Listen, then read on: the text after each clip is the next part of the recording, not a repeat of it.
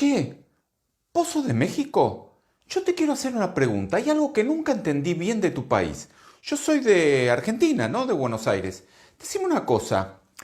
¿2 millones de kilómetros cuadrados? ¿2 millones de kilómetros cuadrados? ¿Cuatro veces la superficie de España? 130 millones de habitantes. 130 millones. Frontera directa con Estados Unidos. Salida a los dos océanos. Salida a los dos océanos no puede ser. No puede ser. Todos los climas, todos los paisajes, turismo, todos los minerales, petróleo, petróleo, no puede ser. Explícame cómo es posible que México no sea una potencia mundial. ¿Cómo es posible que México no sea una potencia mundial? La respuesta a esa pregunta inicia en 1982 con el gobierno de Miguel de la Madrid. El dólar costaba 70 pesos producto de décadas de malos gobiernos. Sin embargo, pasó a costar en ese sexenio 2.289 pesos. ¿Por qué? Porque inició el proceso neoliberal de privatización en el cual el gobierno de México poseía cientos de empresas y en ese sexenio tan solo se vendieron 148 y se dejaron prácticamente en venta 89. En total fueron 237 empresas paraestatales que generaban recursos económicos para el gobierno y se privatizaron, se malbarataron, se remataron, prácticamente se las regalaron a sus amigos. Entre ellas se encontraban 19 hoteles, 10 empresas de transporte, 2 de extracción de carbón, 5 de extracción de metales, 45 de elaboración de alimentos, 9 de industria textil, 9 de productos de madera, 17 de industria química, 2 de refinación de petróleo, 13 de fabricación de productos metálicos y 20 de fabricación de ensamble y reparación de maquinaria, entre muchas otras. En total fueron 237. En resumen, con Miguel de la Madrid el peso se devaluó 1.500%, la inflación acumulada fue de 3.800%. En su primer año el PIB cayó 7.49%, en el segundo 3.08%. La publicidad nacional e internacional nunca dijeron que había pérdida de confianza ni nada malo del gobierno, al contrario, todavía se castigaba con pena de muerte. Hablar mal del presidente o del gobierno, no existía la libertad de expresión. Aún así quedaban las mejorcitas empresas del gobierno, había tenido un poquito de dignidad de la Madrid y quedaba un poco de esperanza. México estaba herido de muerte, pero tenía salvación porque por primera vez desde la revolución había una posición política auténtica.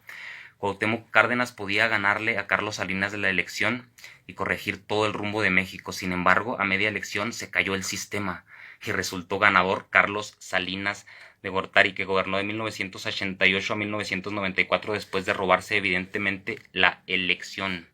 Justo cuando creían los mexicanos que no podía haber nada peor que Miguel de la Madrid, llegó zar Carlos Salinas. El dólar pasó de costar prácticamente 2.300 pesos a costar 3.094 pesos. Luego hizo un truco y le quitó 3 ceros al peso, pero la gente que vivió aquella época recuerda que las cosas de 3 pesos pasaron a costar 300, que un café costaba miles de pesos, que para comprarte un traje necesitabas 3.500 millones de pesos. Luego él le quitó 3 pesos, como ya dije, y 3 ceros, perdón, y el dólar quedó a 3 pesos en 1994. Pero en un año, para 1995, se reflejó toda la venta de empresas y el dólar subió a 6 pesos tan solo en un año, con el sexenio de Ernesto Zedillo. Además de ello, privatizó, entre muchas otras empresas, Salinas privatizó Telmex, Banamex, Banorte, Serfín, Dina, Altos Hornos de México, TV Azteca. De las familias que aparecían en Forbes en la lista de millonarios de aquella época había solo una mexicana. Cuando salió Salinas había 23 familias mexicanas entre las más grandes multimillonarias del mundo. En total vendió, privatizó, empeñó y prácticamente regaló 390 empresas, es decir, el 63% de las que quedaban.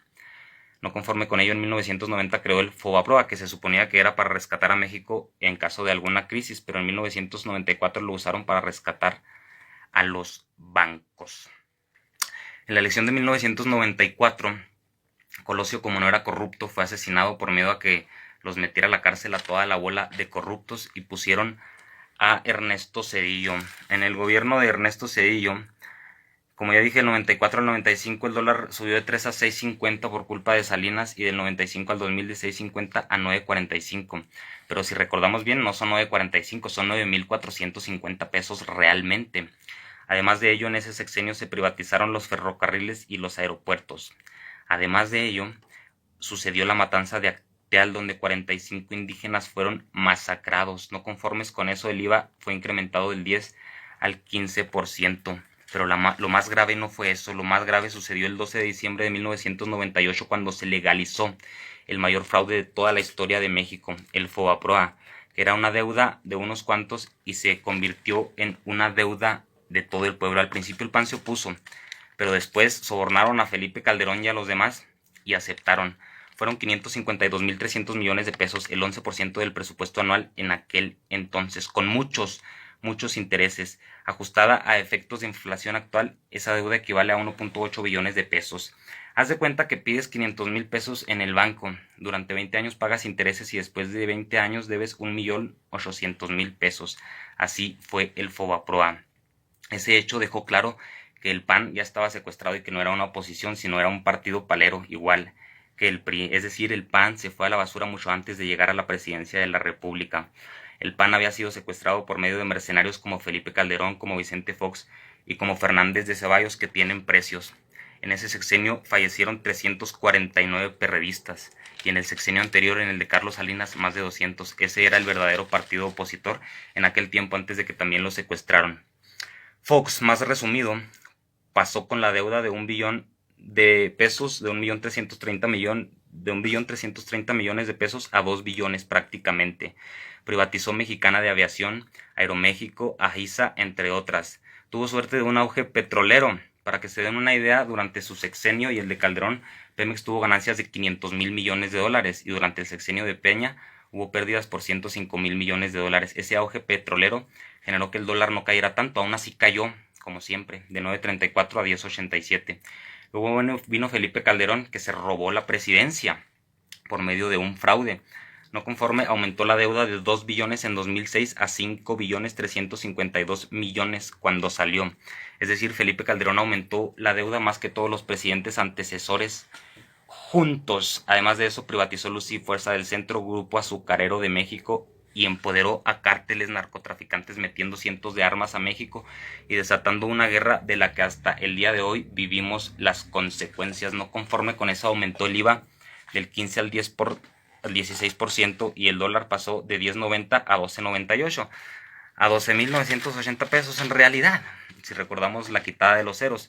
Luego vino Enrique Peña Nieto, que vendió Pemex desde antes de llegar a la presidencia para pagar su campaña política. Gastó 10 veces más de lo que se permitía gastar en cualquier país civilizado. Hubieran descubierto que era una fraude, pero aquí lo dejaron llegar. En cuanto llegó, privatizó Pemex para pagar lo que debía de su campaña. El dólar pasó de 13 pesos a 19.50. En 2016 llegó a 20.66 pesos en promedio. El ejército desapareció 43 normalistas e inventaron una verdad histórica en la que supuestamente habían capturado a los agresores y el caso estaba resuelto. Y la deuda, que es lo más grave de Peña Nieto, pasó de 5 a 10 billones y fracción. Además de eso, puso nuevos impuestos a la gasolina para subsanar el hecho de que ya no había tanto petróleo, los famosos gasolinazos. Además de eso, durante todos esos sexenios hubo inflación constante, corrupción sistemática. Cada carretera, cada puente, cada hospital, cada escuela lo vendían a sobreprecios para robarse dinero. Cada medicina, cada patrulla, cada hospital, cada contrato lo compraban a sobreprecios. Los apoyos incluso le llegaban a los muertos para robarse el dinero. Le llegaron a dar agua por medicamento a los niños con cáncer para robarse el dinero. Había aviadores por doquier, personas que poseían 5 plazas de enfermero, 5 de policía, 5 de doctor e incluso becas del CONACYT. Personas con sueldazos, robaban en las becas, robaban en los fideicomisos. Los gobernantes tenían aviones, carros, motos, helicópteros, todo de lujo, vida de reyes. La compra de votos era una práctica constante. Asesinar y comprar periodistas también. Pero lo más triste de todo eso es que la mayoría de los mexicanos no dimensionan la gravedad. ¿Cuánto es 11 billones de pesos? Pues el gobierno de AMLO paga 2,000 millones de pesos diarios. ¿Cuántos son 2,000 millones de pesos? Pues el 2019 el IMSS y el ISSSTE invirtieron en un paquete de 7,000 millones de pesos para 8 hospitales. Quiere decir que un hospital prácticamente podemos decir que vale 1,000 millones de pesos. ¿Qué quiere decir? Que se podrían hacer 2 hospitales por día con lo que se paga de intereses. Se podrían hacer 730 hospitales al año con lo que se paga de intereses. O también se podría duplicar el sueldo de las enfermeras, de los maestros, de los policías y de los soldados. Se podrían hacer muchas cosas, pero no, porque tenemos que pagar los intereses porque empeñaron el país.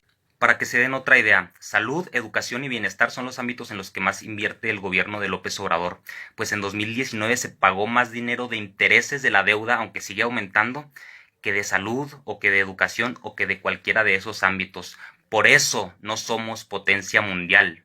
Pero aún así hay un grupo de personas que en lugar de enojarse con los que vendieron el país, con los que lo empeñaron, con los que lo malbarataron, se enojan con la persona que llegó y los quitó del gobierno. ¿Qué tan ignorante se tiene que ser para eso? Esperan estar de acuerdo en todo con el presidente. No estamos de acuerdo en todo ni con nuestras parejas, ni con nuestras hermanas, ni con nuestras mamás, ni con nuestros hijos. ¿Cómo esperan estar de acuerdo en todo con el presidente López Obrador? Esto no se va a arreglar en 6 años. Este problema es demasiado grave. Pero es que López Obrador dijo que se iban a acabar los problemas. Es lo de menos lo que López Obrador dijo. Votamos por lo que López Obrador representa. Recuerden que necesita de nuestro apoyo hoy más que nunca. Y recuerden que quien no conoce su historia está condenado a repetirla.